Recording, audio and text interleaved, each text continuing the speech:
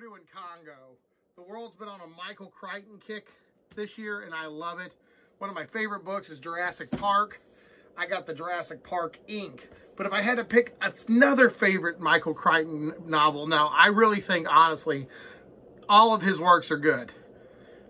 Congo might be second that I've read right now. Congo is amazing. So you know how I do these things, like talk about the plot, the characters, some pros, some cons, and how I enjoyed the whole story. The wrap-up, if you will.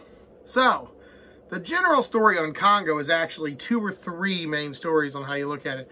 Karen Ross works for like a computer company. They sent a team into the Congo to get some diamonds. That team didn't make it back. She has to go figure out why and try to get some diamonds. Peter Elliott is a primateologist. He studies basically gorillas, monkeys, orangutans, stuff like that. Primates. And he taught one to sign language. I can't sign, but the girl gorilla named Amy in this novel can.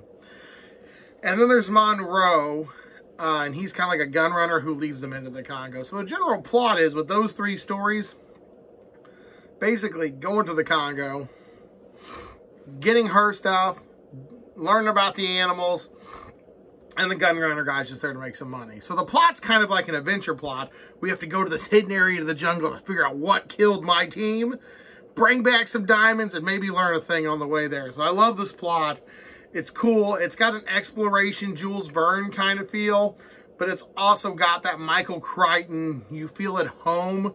Like, all of his science is science fiction at the time, but a lot of it, like video calling and stuff like that, did come to happen.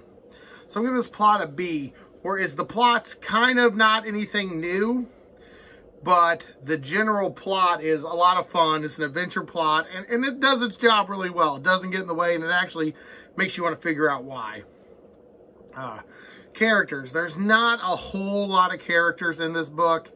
My favorite character from the movie is not in the book at all. I don't want to spoil anything, but it's a lot of fun. All of the characters. Peter was probably my favorite character. He loves gorillas, and he loves his gorilla, and he's trying to learn how to sign. And can she teach this gorilla to teach the other gorillas to sign? And Karen Ross, I like her, but she's a bit too frigid for me. She's definitely the corporate, move my way up the ladder type. And I am not that at all. Excuse me, hiccups. And Monroe was a lot of fun. Even though this isn't related to the movie very well, I definitely saw Ernie Hudson in my head when I read this, who plays the Monroe character in the Congo movie. God, I hope that's right, because I'm terrible with names. So characters, I'm going to also give it a B. Nothing's crazy. Nothing too off-putting. But a lot of it was, there are not very many of them, and they don't dwell too much into it, but you only got a 270-page story to do it in. So the characters are good enough that you want to learn more about them, but you're never going to put any of these characters in your top 10 characters list, top 20 characters list. You may not even put any of these characters in your top 10 Michael Crichton list. So, there's that. Pros and cons. I'm going to do cons first, because cons, there's just not that many. For one, the days go by, and they kind of do like some attacks. I don't feel like I was overly attached to any one character, except for Amy the gorilla. Because I just can't handle animals dying. And I just thought she was a lot of fun to deal with. But when there was like an attacks or a murder, I kind of knew, like, this is a reread, but I knew beforehand that I don't think any one of these 3 is going to die till at least the very end. Now, you lose some people along the way, but they're kind of like no-named NPCs. They're like, oh, your follower has died. Oh, well, that sucks. Just go on with the quest. So that's kind of a con. Also, there's a part in the book where they have to deal with another investment company, and I didn't understand what was going on. Like, I had to reread it, and I had to go back to it. So I don't feel like some of the side plots were handled very well. I felt like they were put in there that they could lead to something, but they didn't. It reminded me of Season 8 of Game of Thrones. They had a lot of threads, but the main thread was all that mattered. But you had a lot of little threads that were just there. But those are just two little nitpicks. I mean, the one where I wasn't attached to the characters, it's kind of a nitpick.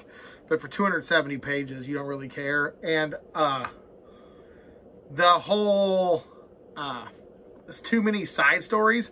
I guess a lot of people enjoy that, like a little bit of a break from the adventure. But at 270 pages, I wanted more adventure. I wanted to get there. I wanted to see the killer monkeys. I wanted to attack, stuff like that. All right, let's do wrap up. How did I enjoy this book? Oh, I enjoyed all of this book. I enjoyed this whole thing. I read this in 2 days. First night I read 50 pages, and then the next night I finished it. I just could not put it down. It is a great read, a fast-paced read, and it gets you hooked on the adventure. You're totally excited. You're totally stoked, and you're just ample to get through it. So I was very excited to do it. That being said, though, I'm going to give this book overall a B+. Fun plot and fun characters, but a lot of it you're going to forget in a couple days. But what you don't forget, you're going to remember forever and like. So I'm going to give it an above average grade of a B+.